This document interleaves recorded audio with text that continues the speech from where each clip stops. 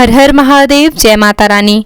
आज के इस वीडियो में मैं आपको नवरात्रि में हवन करने के लिए बहुत ही सरल विधि बताने जा रही हूँ, जो कि हर एक व्यक्ति कर सकता है। चाहे आप 108 आहुतियाँ देना चाहें या फिर ज़रूरी नहीं कि सभी लोग 108 आहुतियाँ ही देकर हवन करें। कई लोग सामान्य तौर पर करना चाहते हैं तो वो भी कर सकते हैं। तो इसके लिए हमने यहाँ पर मिट्टी का हवन कुंड लिया हुआ है, जिसको मैंने स्वयं से बनाया है। इसमें मैंने सफ़ेद मिट्टी से कलर कर दिया, इसलिए सफ़ेद दिख रही है। इसको देसी भाषा में छुई बोलते हैं, तो छुई से हमने जो है इसको पोत दिया है, इसलिए सफ़ेद हो गया है। तो हमने 2 हवन कुंड बनाए हैं, जिसका वीडियो भी आपको मिल जाएगा। एक छोटा हवन कुंड है जिसमें हम रोज हवन करते हैं, और ये विशेष पूजाओं के लिए हवन कुंड है। तो सबसे पहले हम हवन कुंड को पवित्र कर लेंगे, स्वयं को पवित्र कर लेंगे। पूजा करने से पहले शुद्धिकरण आवश्यक है, तो अपने ऊपर कुश की मदद से 3 बार जल डालकर पवित्र कीजिए सभी चीजें, अपने आप को भी।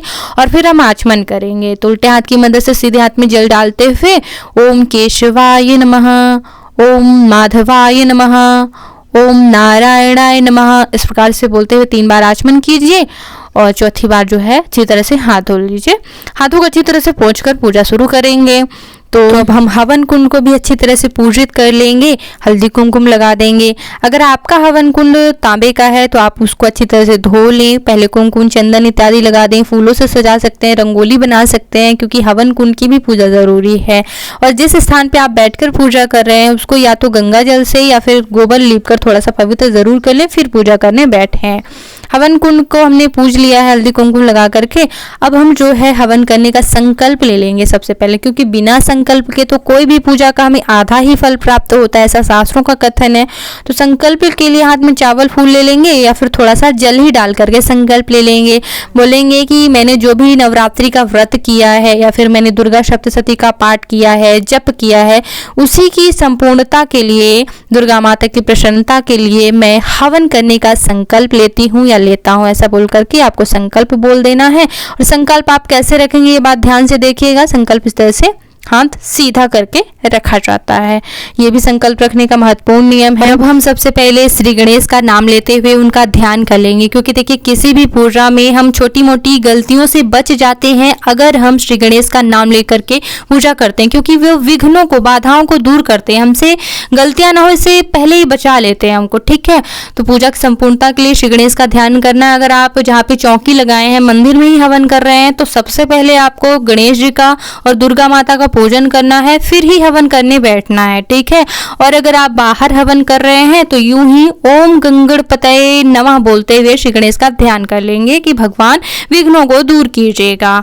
इस प्रकार से अब हम जो है इस प्रकार से ध्यान करके अब हम जो है अग्नि प्रज्वलित करेंगे। तो अग्नि प्रज्वलित करने का तरीका भी बहुत ज़्यादा महत्वपूर्ण होता है, जो कि ध्यान दीजिएगा। सबसे पहले आपको बाहर ही अग्नि प्रज्वलित कर लेनी है और फिर जो है हवन कुंड में घुमाते हुए जो है बीच में हवन कुंड की अग्नि रख देनी है। उसके बाद जो है अग्नि के ऊपर समिधाएं, यानी कि आम की लकड़ी हम समिधा के रूप में लाए हैं उपले, तो वो आप रखेंगे। कभी भी समिधा पहले रख के बाद में नीचे से आग नहीं छुआना चाहिए, क्योंकि ऐसी अग्नि चिता की अग्नि मानी जाती है। जैसे मैंने जलाया है सबसे पहले, फिर प्रज्वलित किया, फिर जो है उसके ऊपर जो है मैंने समिधा रखी, ऐसे आपको करना है। और फिर जो है अग्निदेव का पूजन करेंगे। सबसे पहले हम कुश की मदद से 3 बार जो है घेरा लगाएंगे, 3 बार जल घुमाते हुए अग्निदेव को जल अर्पित करेंगे। इसके बाद हम चंदन लगाएंगे, हल्दी कुमकुम इत्यादि लगाने के बाद जो है पुष्प अर्पित करेंगे और अक्षत अर्पित करेंगे। धूप बत्ती जलानी चाहिए। धूप कभी भी आप अग्नि में ना डाल दें, उनको धूप दिखाकर उनकी पूजा करनी है। तो धूप दिखाएं, इसके बाद जो है आप दीपक प्रज्वलित करके दीप करें, और आप या फिर चावल से भी दीप कर सकते हैं। और धूप दीप करने के बाद जो है उन्हें नैवेद्य भी ज़रूर अर्पित करना चाहिए। पंचोपचार पूजा विधि में नैवेद्य भी आता है, ठीक है। तो नैवेद्य जो भी हो, आप या तो घी ही उन्हें अर्पित कर सकते हैं या फिर गुड़ अर्पित कर सकते हैं, या फिर जो भी आपके पास फल मिठाई हो वो आप भोग लगा दें। जैसे कि यहाँ पे केला और मूंगफली वगैरह रखा है तो हम यहाँ पे भोग लगा देंगे। भोग में कुश की मदद से 3 बार जल फेर देंगे। अब हम जो है हवन करेंगे। तो अग्नि देवता को जो है सबसे पहले घी से आहुतियां दी जाती हैं। देखिए अग्नि देवता को घी से ही आचमन करवाया जाता है और उनको आहुतियां घी से सबसे पहले देनी चाहिए। तो आप बोलेंगे ओम आग्नेय स्वाहा, इस प्रकार से 4 बार बोलते हुए आप जो है घी की 4 आहुतियां अग्नि देवता को प्रदान करेंगे। इसके बाद आप श्री गणेश को आहुतियां प्रदान करेंगे। तो हवन सामग्री आप रख लें। इसकी सावधानियां मैंने बताई हुई है कि आपको जवा ज़्यादा मात्रा में नहीं मिलाना है। अगर जवा ज़्यादा मिलाते हैं तो घर में दरिद्रता आने की संभावना होती है, आयु कम होती है। तो जवा ज़्यादा नहीं मिलाना है, तिल से कम ही जवा रहना चाहिए। हवन सामग्री जो है आप घी ज़रूर मिला लें, घी गुड़। और फिर आप सबसे पहले श्री गणेश के नाम की आहुतियाँ दें।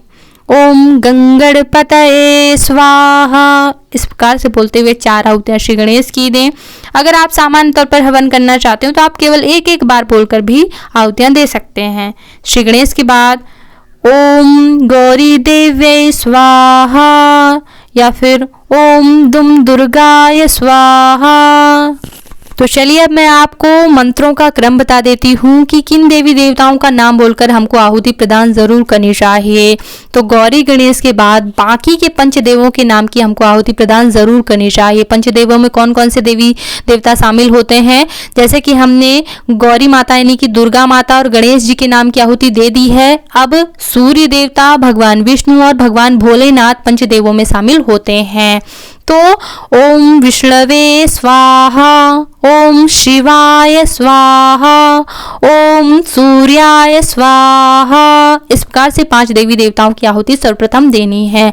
फिर अगर आप 9 देवियों के नाम की आहुतियां देना चाहते हैं, जैसे कि नवरात्रि में अलग अलग दिनों के अलग अलग देवी देवताओं के नाम होते हैं देवियों के, तो उनका नाम बोलकर आप आहुति दे सकते हैं। इसके लिए मैंने एक अलग से जो भी वीडियो बनाया, बड़ा सा वीडियो है, इसमें एकदम डिटेल से छोटी छोटी जानकारी दी है, तो उस वीडियो को देख लीजिएगा। जैसे कि बड़े रूप से अगर किसी को हवन करना है, साधना है, जप है, तो उस वीडियो को देखना जरूरी पड़ेगा। ये मैं संक्षिप्त रूप में बता रही हूँ।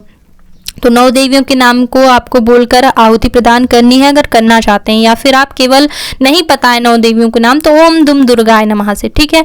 इसके बाद आपको 9 ग्रहों के नाम की आहुति देनी चाहिए अगर आप देना चाहते हैं। इसके बाद जो है आपको आपकी जो भी इष्ट देव है, जैसे कि हनुमान जी हैं या फिर महालक्ष्मी हैं, जैसे कि ओम हनुमते स्वाहा, ओम सरस्वते स्वाहा, ओम महालक्ष्मी स्वाहा, इष्ट देव के नाम की आहुति देनी है। फिर अब सभी के नाम की आहुति देने के बाद, जैसे कि अगर आप 108 आहुति नरवाण मंत्र की देना चाहते हैं या फिर माता दुर्गा के नाम की देना चाहते हैं, तो ज़रूर यहाँ पे देना है। 108 नहीं देना है तो 11-15 जितनी भी देना है, तो यहाँ पे आप अब आहुति देंगे। ओम दुम दुर्गाय स्वाहा, ओम दुम दुर्गाय स्वाहा, ऐसा करके आपको आहुति देनी है। फिर अंत में आपको कुल देवता के नाम की, ग्राम देवता के नाम की आहुति जरूर देनी है। ओम कुल देवताभ्यो नमः स्वाहा। अब ग्राम देवता में कौन से देवता आते हैं? जो लोग गांव में रहते हैं तो ग्राम की जो भी देवी देवता हैं उनका नाम बोलना है, और जो लोग शहर में रहते हैं जैसे कि कई देवियां होती हैं, विंध्येश्वरी या फिर शारदा माता, तो उनका नाम बोलकर। और अगर नाम नहीं पता है ग्राम देवता का, तो आपको बोलना है ओम ग्राम देवताभ्यो नमः स्वाहा, ग्राम देवी नमः स्वाहा, ऐसे, ठीक है। जरूर देना चाहिए कुल देवता और ग्राम देवता, क्योंकि इनसे आने वाली समस्याओं का समाधान कोई और फिर नहीं मिलता है। अगर आप इनसे परेशान हैं, कोई दिक्कतें आती हैं जैसे कि कुल देवता संबंधित, तो इनकी आहुति जरूर दी जाती है, ठीक है। और फिर जो है आपको पूर्णाहुति करनी है। पूर्णाहुति के लिए जैसे कि नवरात्रि के हवन में जो है बतासा और लौंग के आहुति का भी महत्व होता है, तो आप एक बतासा लेंगे, उस पर 2 लौंग रखेंगे, घी डाल के जो है आप फिर आहुति देंगे। ओम दुम दुर्गाय स्वाहा ऐसे बोलते हुए जो है आप बतासे और मतलब लौंग की आहुति प्रदान करेंगे। फिर पूर्णाहुति के लिए मैं जो बता रही हूँ, हमेशा मतलब इसी का प्रयोग किया जाता है। बड़े हवन में नारियल का प्रयोग किया जाता है, छोटे हवन में एक सुपारी लेनी है छोटी, उसको घी में पूरा डिप करना है और एक चम्मच में रख के पूरा घी से भर करके और खड़े होकर पूर्णाहुति की जाती है। आपको बोलना है पूर्णाहुत्यै स्वाहा, पूर्णाहुत्यै नमः स्वाहा, ऐसा बोलकर पूर्णाहुति करनी है।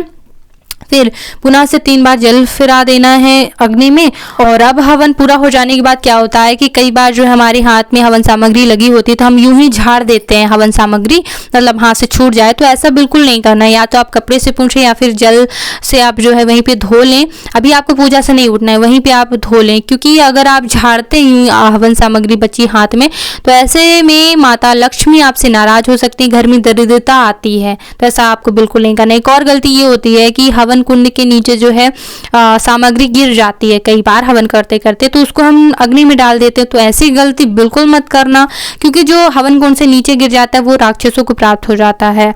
तो आपको वो सामग्री वापस से अग्नि में नहीं डालनी, उसको आप विसर्जित कर सकते हैं, ठीक है। तो इस तरह से आपको करना है।